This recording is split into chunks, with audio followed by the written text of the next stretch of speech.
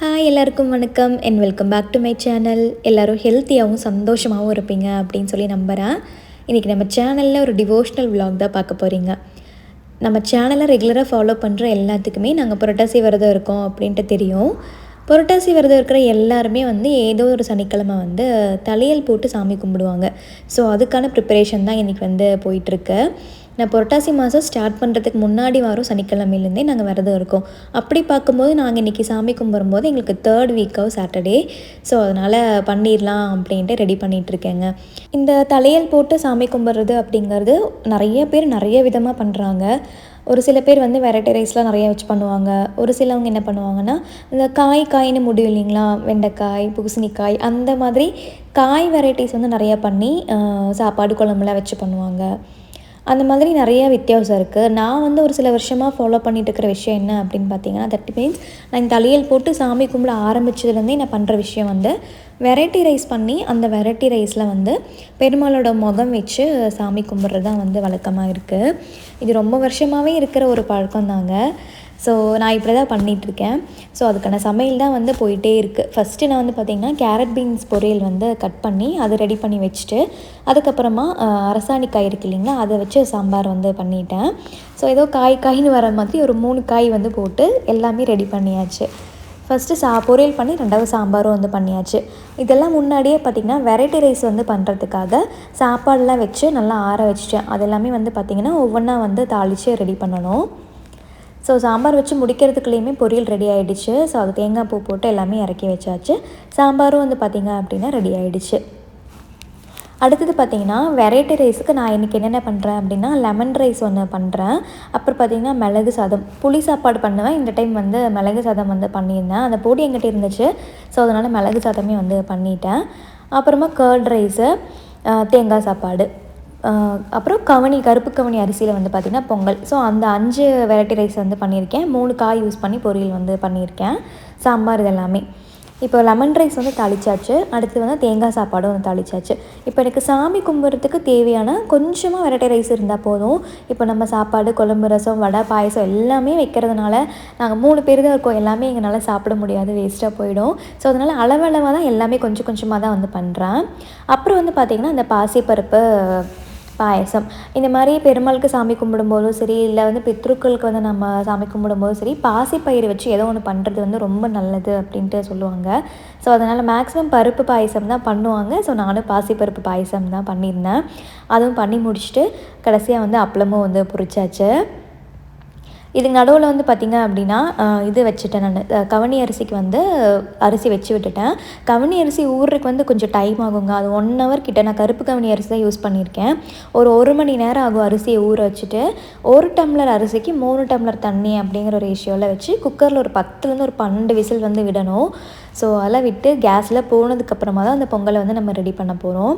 இப்போது சிவப்பு கவனி அரிசிலாம் யூஸ் பண்ணுறீங்க அப்படின்னா நம்ம 10 விசில்லாம் விட தேவையே இல்லைங்க. ஒரு 7-8 விசில் விட்டாலே போதும். கருப்பு கவனி அரிசி இனிமேல் கொஞ்சம் ஹார்டாக இருக்கும் அப்படிங்கிறதுனால ஒரு 11 விசிலுக்கு மேலேயே விட்டணும். கண்டிப்பாக 1 மணி நேரம் ஊற வச்சுருக்கணும். அப்படி இல்லாட்டி நீங்கள் எவ்வளோ தான் விசில் விட்டாலும் ரொம்ப விதையாக இருக்கிற மாதிரி இருக்கும்.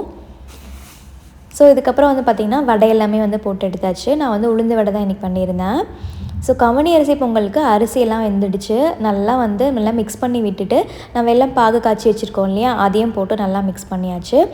ஏலக்காய் பவுடர் கொஞ்சமாக, அப்புறமா பச்சைக்கற்பூரம் இருந்தால் கூட நீங்கள் சேர்த்துக்கலாம். என்கிட்ட இல்லை. முந்திரி திராட்சை நெய்யில் வளர்க்கணும் சேர்த்து நல்லா மிக்ஸ் பண்ணிட்டோம் அப்படின்னா இந்த பொங்கல் ரொம்ப நல்லாயிருக்கும்.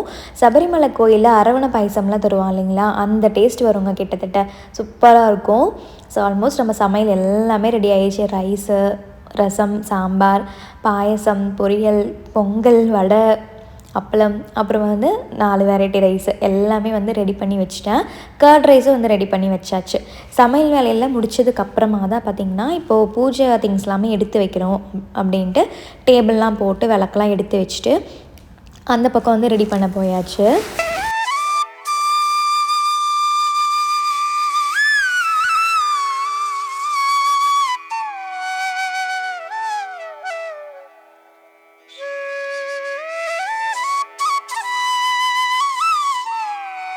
ஸோ அந்த பூஜை பொருள் எல்லாமே எடுத்து வச்சுட்டேங்க. நேற்றுக்குள்ளே க்ளீன் பண்ணி வச்சுட்டேன்.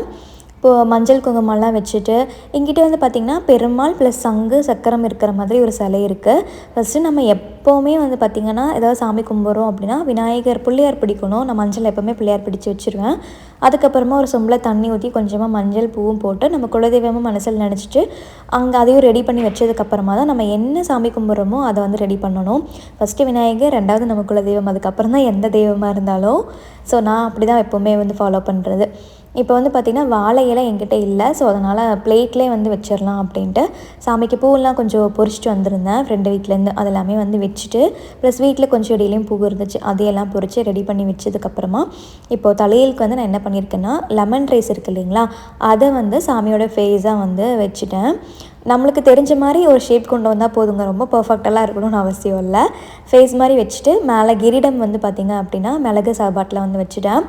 இந்த வெரைட்டி ரைஸ் பண்ணுறது கலர் கலராக இருக்கிற ரீசன் வந்து பார்த்திங்கன்னா நல்லா டிஃப்ரென்ஷியேட் பண்ணி தெரியணும் அப்படிங்கிறதுக்காக தான்.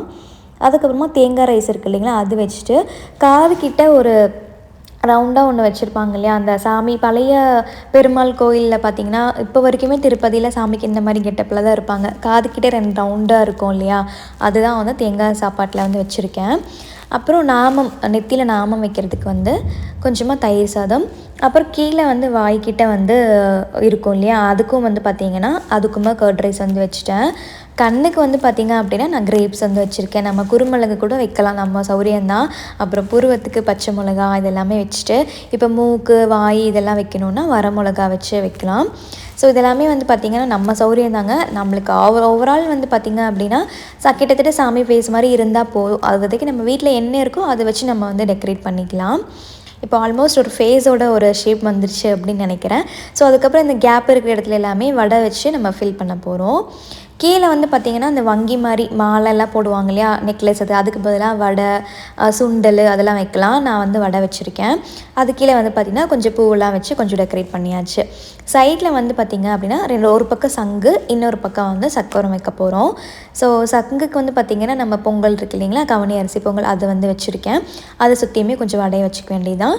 சக்கரத்துக்கு வந்து பார்த்திங்கன்னா கர்ட் ரைஸில் வச்சுட்டேன். சக்கரத்தோட கரெக்ட் ஷேப் வந்து வரல, ஓரளவுக்கு தான் வந்திருந்தது. அதையும் வச்சுட்டு வடையெல்லாம் வச்சு ஃபுல்லாக ஒர்க்கு வந்து முடிச்சாச்சுங்க, அவ்வளோதான். இதுக்கு மேலே வந்து பார்த்திங்க அப்படின்னா நம்ம தனியாக இன்னொரு பிளேட்டில் வந்து நம்ம செஞ்ச சாப்பாடு, குழம்பு, பொரியல், ரசம், அப்பளம் இது எல்லாமே தனியாக வச்சுருக்கேன். பாயசம், பால், அப்புறம் கொஞ்சம் ஃப்ரூட்ஸ்லாம் வச்சு எல்லாமே ரெடி பண்ணியாச்சு. ஸோ இனிமேல் விளக்கு ஏற்றி சாப்பிடி காமி கும்பிட வேண்டியது தான்.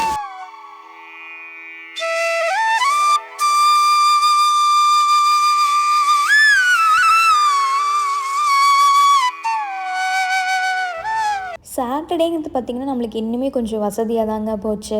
ஹஸ்பண்டுக்கு லீவு தானே, அதனால் இப்போ குட்டீஸ் எல்லாமே அவர் ரெடி பண்ணி விட்டுருவார். அப்புறம் வந்து பார்த்திங்கன்னா கொஞ்சம் வேறு ஏதாவது வேலையெல்லாம் இருந்துச்சு அப்படின்னாலும் கொஞ்சம் ஹெல்ப் பண்ணுவார். இதே மற்ற நாள் அப்படின்னா அவங்களையும் பார்த்துட்டு எந்த ஒர்க்கும் பண்ணுற மாதிரி நம்மளுக்கு இருக்கும். ரொம்பவே கஷ்டமாக இருக்கும், டைமுக்கு வந்து நம்மளால் முடிக்க முடியாது. இது ஆல்மோஸ்ட் பார்த்திங்கன்னா ஒரு 11:30 12க்குள்ளேயே நாங்கள் எல்லாமே ரெடி பண்ணி சாமி கும்பிட ஸ்டார்ட் பண்ணிட்டோம். பசங்க எல்லாத்தையுமே வந்து கூப்பிட்டு முன்னாடி நிற்க சொல்லிடுவேன். எப்போ பூஜை பண்ணாலுமே சரி, அவங்களும் வந்து தெரியணும், கற்றுக்கணும் அப்படிங்கிற ஒரு இதுதான். நம்ம வீட்டில் இதெல்லாம் பண்ணுறாங்க, ஃபாலோ பண்ணுறாங்கன்னு அவங்களுக்கும் தெரியணும் அப்படிங்கிறதுக்காக. மித்தல் குட்டி தான் செம க்யூட்டு. அங்கே இருக்கிற துணியை பிடிச்சி இழுக்கிறது, அந்த அப்பளத்தை அங்கேருந்து எடுக்கிறது, வடை எடுக்கிறது, இந்த மாதிரி தான் ஏதோ ஒன்று பண்ணிக்கிட்டே இருப்பான். மித்துள் சும்மா இரு, அமைதியாருன்னு நான் சொல்லிக்கிட்டே இருப்பேன். பட் என்னதான் இருந்தாலும் குழந்தையும் தெய்வமும் ஒன்று தானே சொல்லுவாங்க. நம்ம வடை வேலை பண்ணி வச்சுருக்கோம், அப்பளம்லாம் பண்ணி வச்சுருக்கோம், அது கேட்கும்போது குழந்தைங்கிட்ட இல்லை நான் சாமி கும்பிட்டதுக்கப்புறம் தான் தருவேன் அப்படின்லாம் எனக்கு சொல்ல சுத்தமாக மனசே வராதுங்க. அவங்க டேபிள் மேலே வச்சுருக்காங்க அப்படின்னா அவனே கூட்டிகிட்டு போய் இப்படி காமிப்பான், அப்பெல்லாம் எடுத்து கொடுக்க சொல்லி. அவன் கேட்டான் அப்படின்னா கண்டிப்பாக நான் கொடுத்துருவேன். ஸோ அதுக்கப்புறம் தான் எனக்கு மற்றது எல்லாமே. நம்ம வீட்டில் நம்ம என்ன செஞ்சாலும் ஃபஸ்ட்டு நம்ம குழந்தைங்களுக்கு தான் கொடுப்போம் இல்லையா, அதே தான் நான் எங்கள் வீட்லேயுமே வந்து ஃபாலோ பண்ணுறது. ஸோ நல்லபடியாக தீபாராதனைலாம் காமிச்சு சாமி கும்பிட்டாச்சு. தேங்காய் வந்து எனக்கு இங்கே கிடைக்கவே இல்லைங்க. ஒரு நல்ல தேங்காய் கிடைக்கிறது அப்படிங்கிறது கனடாவில் ரொம்பவே கஷ்டம். வந்து நான் இருக்கிற ஏரியாவில் சுத்தமாக ரொம்ப கஷ்டம். ஸோ தேங்காய் கிடைக்கல. ஸோ இருக்கிறத வச்சு பூஜையெல்லாம் வந்து நல்லபடியாக முடிச்சாச்சு.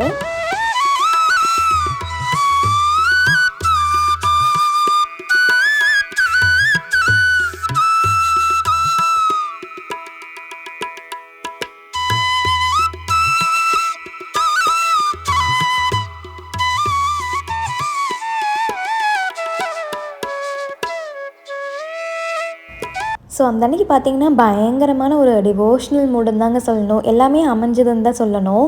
அப்படியே வீட்டில் சாமி பாட்டெலாம் போட்டுட்டு ஊதுபத்தி சாம்பிராணிலாம் ஏற்றி கற்பூரம்லாம் காமிச்சு வீடு ஃபுல்லாக சாமிக்கு பூவெல்லாம் வச்சு விட்டுட்டு அப்படியே ஒரு மாதிரி ரொம்ப ஒரு கூஸ் பம்பாக இருந்தது. என்ன சொல்ல, ரொம்ப திருப்தியாக இருந்த மாதிரி இருந்துச்சு. நம்ம பண்ணுற பூஜை வந்து கரெக்டாக இருக்குதுன்னு ஒரு திருப்தி இருக்கும் இல்லையா, அந்த மாதிரி ஒரு திருப்தியாக இருந்துச்சு. அந்த டே வந்து பார்த்திங்க அப்படின்னா எல்லாமே ஸ்மூத்தாக வந்து போச்சு. நாங்களும் தீபாரதனையெல்லாம் காமிச்சிட்டோம் அப்படின்னா சர்வேஷ்க்கும் காமிக்கணும்னு ஒரு ஆசை. அதுக்கு முன்னாடி அவங்க அப்பா வந்து மித்தில் காமிக்க வச்சாங்களா, ஸோ அதனால் சர்வேஷும் காட்டணும் அப்படின்னு ஆசைப்பட்டான். ஸோ சர்வேஷும் காமிச்சு முடிச்சதுக்கப்புறமா எல்லாத்துக்குமே ஒரு பொட்டெல்லாம் வச்சு விட்டுட்டு பூஜை நல்லபடியாக வந்து முடிச்சாச்சு. ஸோ இந்த புரட்டாசி மாதம் வந்து பார்த்திங்க அப்படின்னா தலையல் போடுறது வந்து ரொம்ப சூப்பராக வந்து முடிஞ்சிருந்தது. அதுக்கப்புறமா ஃப்ரெண்ட்ஸ் வந்து பார்த்திங்கன்னா கொஞ்சம் தூரமாக தான் இருக்காங்க. ஸோ எங்கள் அப்பார்ட்மெண்ட்லேயே ஒரு 2 பேர் தான் இருக்காங்க. சில ஒருத்தவங்க வந்து கிறிஸ்டின், நம்ம சாமி கும்பிட்டது அவங்களுக்கு கொடுக்க முடியாது. ஸோ இன்னொரு ஃப்ரெண்ட் இருக்காங்க, அவங்களுக்கு மட்டும் இந்த வடை பாயசம் அதெல்லாமே கொண்டு போய் கொடுத்துட்டு வந்தேன். ஸோ கொடுத்துட்டு வந்ததுக்கப்புறமா நாங்கள் ஒரு 2 மணி ஆயிடுச்சு எல்லாமே முடிச்சுட்டு நிதானமாக சாப்பிட்றதுக்கு. அந்த மாதிரி மறுபடியும் ஒரு மறுபூஜைலாம் பண்ணிவிட்டு அதுக்கப்புறமா நாங்கள் சாப்பிட்டோம். கொஞ்சமாக காக்காவுக்கும் வச்சோம். காக்கா வராது, இருந்தாலும் எங்கள் பால்கனியில் கொஞ்சம் சாப்பாடெலாம் போட்டு சாமிக்கெலாம் வச்சுட்டு அதுக்கப்புறமா நாங்கள் எல்லாருமே வந்து சாப்பிட்டோம். ஸோ அந்த அன்றைக்கி நைட்டுமே வந்து பார்த்திங்கன்னா இதாங்க இருந்துச்சு. நிறைய பண்ணிட்டோம் இல்லையா, வெரைட்டி ரைஸு அது இதுன்ட்டு. ஸோ அதனால் நைட்டுமே வந்து பார்த்திங்கன்னா நாங்கள் அதை தான் வந்து சாப்பிட்ற மாதிரி இருந்துச்சு. ஸோ இந்த வருஷம் வந்து பார்த்திங்கன்னா ரொம்ப சூப்பராக எல்லாமே அமைஞ்சிருந்தது. எல்லாமே கரெக்டாக வந்திருந்தது. ஸோ எந்த பிரச்சனையுமே இல்லாமல், எந்த ஒரு தடங்களும் இல்லாமல் நல்லபடியாக வந்து பூஜை முடிஞ்சிச்சின்னு ஒரு சாட்டிஸ்ஃபேக்ஷன் இருந்துச்சு. ஸோ நீங்களும் புரட்டாசி மாதம் அந்த படையெல்லாம் போட்டு சாமி கும்பிட்டிங்களா, எப்படி இருந்துச்சு, எப்போவுமே பண்ணுவீங்களா, உங்களோட வழக்கம் என்ன அப்படிங்கிறதுன்னு சொல்லி கமெண்ட்ஸில் ஷேர் பண்ண மறந்துடாதீங்க. சரிங்க, அப்போ நம்ம இன்னொரு இன்ட்ரெஸ்டிங்கான விலாகில் உங்கள் எல்லாருமே வந்து மீட் பண்ணுறேன். இந்த விலாக் உங்களுக்கு பிடிச்சிருக்கும், ஏதாவது விதத்தில் யூஸ்ஃபுல்லாக இருந்திருக்கும் அப்படின்னு நம்புகிறேன். பிடிச்சிருந்துச்சு அப்படின்னா லைக் பண்ணி ஷேர் பண்ணுங்கள். மறக்காமல் நம்ம சேனலுக்கும் சப்ஸ்கிரைப் பண்ணி சப்போர்ட் பண்ணுங்கள். தேங்க்ஸ் ஃபார் வாட்சிங். Take care. Bye bye.